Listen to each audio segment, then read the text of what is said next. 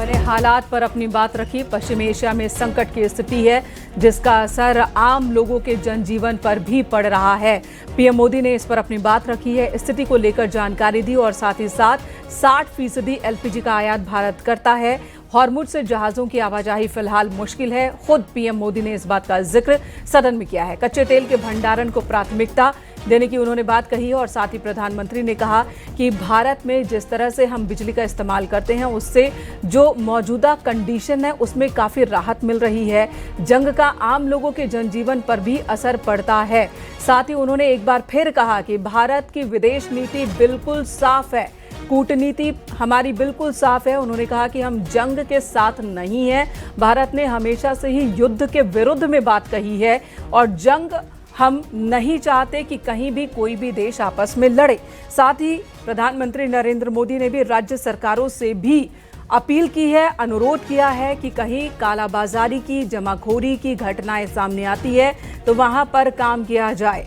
पश्चिम Asia में हालात चिंताजनक है। पीएम ने साफ साफ कहा कि हालात चिंताजनक है।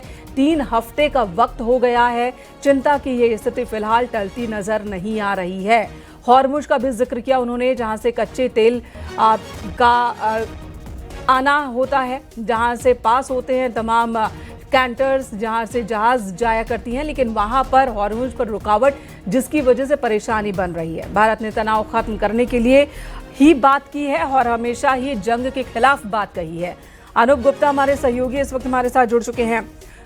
अनूप, प्रधानमंत्री के संबोधन का इंतजार चल रहा था। आधे घंटे में प्रधानमंत्री ने हालात के बारे में भी बता दिया और भारत के अंदर क्या तैयारी की गई है उसकी भी एक जानकारी दे दी है। पीएम के संदेश को किस तरह से देखा जाए?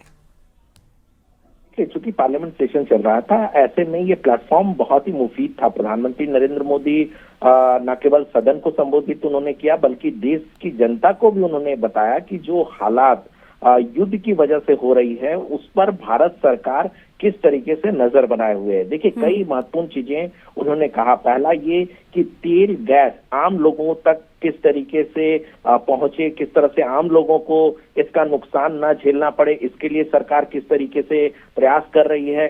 इसके अलावा चूंकि देखिए एक बहुत महत्वपूर्ण चीज है कि खेती को लेकर किसानों को किसी तरीके की दिक्कत का सामना ना करना पड़े, फर्टिलाइजर नियमित तरीके से मिले, इसको लेकर किस तरीके से सरकार कर रही है। दूसरी बात देखिए, ये सरकार की दूरदर्शिता बताती है कि देखिए गर्मी का माहौल है जिसका जिक्र प्रधानमंत्री नरेंद्र मोदी ने किया है। गर्मी का माहौल है, आगे मौसम और खराब होगा।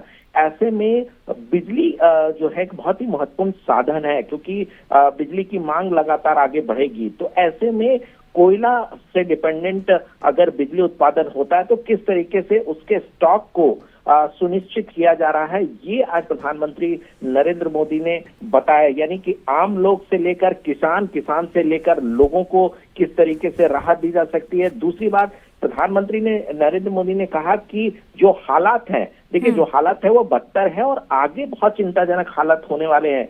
बहुत आसानी से बहुत जल्द इस समस्या का समाधान नहीं होने वाला, यानी कि इसके दूरगामी परिणाम देखने को मिल सकता है। इसके लिए सतर्क रहने की जरूरत है। सभी लोगों को इस बात के लिए चिंतित होने की जरूरत है। और दूसरी बात, तैयारियों का भी जिक्र किया कि किस तरीके से पिछले 11 सालों में भारत सरकार ने किस तरह से अपने इन संसाधनों को बहुत ही मजबूत किया है। और आगे क्योंकि चुनौतियां बहुत ज्यादा है, एक जगह युद्ध चल रही है, तो ऐसे में कोई किसी तरह आपात स्थिति ना हो, इसको निपटने के लिए चाहे वो कोस्टल एरिया हो या फिर साइबर सिक्योरिटी का मसला हो, उसको किस तरीके से मजबूत किया जा रहा है। तो इन तमाम मसलों पर आज प्रधानमंत्री नरेंद्र मोदी ने लोकसभा में खुलकर अपनी बातों को रखा है। बिल्कुल अनूप जी, और जिस तरह से ईरान, इजराइल, अमेरिका युद्ध चल रहा है, युद्ध के अगेंस्ट में ही भारत ने हमेशा से अपना रुख रखा है, लेकिन इस लड़ाई को हम फिलहाल रुकवा तो नहीं सकते। ऐसे में जरूरी है कि हम घर के अंदर अपनी तैयारी मुकम्मल रखें कि आम जनजीवन पर इसका असर ना पड़े, भविष्य में भारतीयों को संकट का सामना ना करना पड़े। अन्न भंडारण को लेकर भी प्रधानमंत्री ने साफ साफ कहा कि देखिए खाद, यूरिया ये सब बाहर से आता है, इसका असर पड़ सकता है, लेकिन हमारे पास अन्न का पर्याप्त भंडार है, किसी को कोई दिक्कत नहीं होती और ना होगी आगे भविष्य में। इसे लेकर भी उन्होंने साफ साफ भरोसा जताया है। नहीं, बिल्कुल देखिए, ये यही है कि प्रधानमंत्री नरेंद्र मोदी ने अपने दूरदर्शिता को दिखाया है कि देखिए अभी अन्न का भंडार बहुत अच्छा है, इस पर अभी भारत को चिंता करने की जरूरत नहीं है। देखिए देश के दुनिया के कई देश हैं जिस पर ये संकट भी आने वाले वक्त में ये देखने को मिलेगा।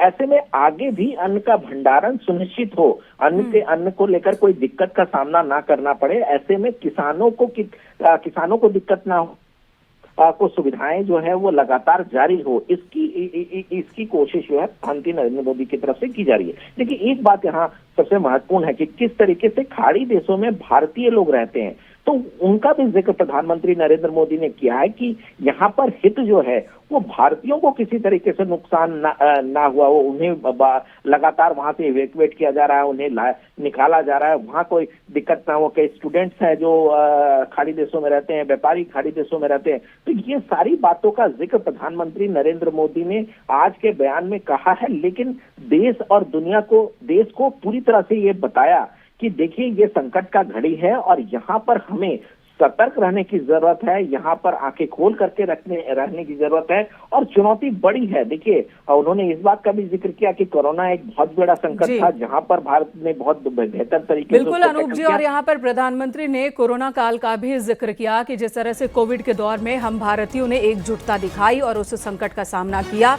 उस वक्त का सामना किया, तो यहाँ फिर जब संकट की घड़ी है विश्व के ऊपर तो हमें एकजुट होकर ही रहना होगा। पीएम ने और क्या कहा है सुनाते हैं जरा अपने दर्शकों को, आप बने रहे हमारे साथ। बड़ी मात्रा में कच्चा तेल, गैस और फर्टिलाइजर जैसी अनेक जरूरी चीजें हॉर्मुज स्ट्रेट के रास्ते से आती हैं। युद्ध के बाद से ही हॉर्मुज स्ट्रेट में जहाजों का आना जाना बहुत चुनौतीपूर्ण हो गया है। बावजूद इसके हमारी सरकार का ये प्रयास रहा है कि पेट्रोल, डीजल और गैस की सप्लाई बहुत ज्यादा प्रभावित न हो, देश के सामान्य परिवारों को परेशानी भी कम से कम हो, इस पर हमारा फोकस रहा है। हम सभी जानते हैं देश अपनी जरूरत की 60% एलपीजी आयात करता है। इसकी सप्लाई में अनिश्चितता के कारण सरकार ने एलपीजी के डोमेस्टिक उपयोग को प्राथमिकता दी है। साथ ही एलपीजी के देश में ही उत्पादन को भी बढ़ाया जा रहा है। पेट्रोल, डीजल की सप्लाई पूरे देश में सुचारू रूप से होती रहे, इस पर भी लगातार काम किया गया है। आज की इन परिस्थितियों में एनर्जी सिक्योरिटी को लेकर बीते एक दशक में उठाए गए कदम और भी प्रासंगिक हो गए हैं। भारत ने बीते 11 वर्षों में अपनी एनर्जी इंपोर्ट का डाइवर्सिफिकेशन किया है। पहले क्रूड ऑयल, एलएनजी, एलपीजी ऐसी एनर्जी जरूरतों के लिए 27 देशों से इंपोर्ट किया जाता था। वहीं आज भारत 41 देशों से एनर्जी इंपोर्ट करता है। अध्यक्ष जी, बीते दशक में भारत ने संकट के ऐसे ही समय के लिए कच्चे तेल के भंडारण को भी प्राथमिकता दी है। आज भारत के पास 53 लाख मीट्रिक टन से अधिक का स्ट्रेटेजिक पेट्रोलियम रिजर्व है और 65 लाख मीट्रिक टन से अधिक के रिजर्व की व्यवस्था पर देश काम कर रहा है। हमें बहुत सावधान और सतर्क भी रहना है। हालात का फायदा उठाने वाले झूठ फैलाने का प्रयास करेंगे, ऐसे लोगों की कोशिशों को सफल नहीं होने देना है। मैं देश की सभी राज्य सरकारों से भी इस सदन के माध्यम से आग्रह करूंगा, ऐसे समय में कालाबाजारी करने वाले, जमाखोरी करने वाले एक्टिव हो जाते हैं। इसके लिए कड़ी मॉनिटरिंग जरूरी है। जहां से भी ऐसी शिकायतें आती हैं वहां त्वरित कार्रवाई होनी चाहिए। देश की हर सरकार और देश का हर नागरिक जब मिलकर चलेंगे तो हम हर चुनौती को चुनौती दे सकते हैं।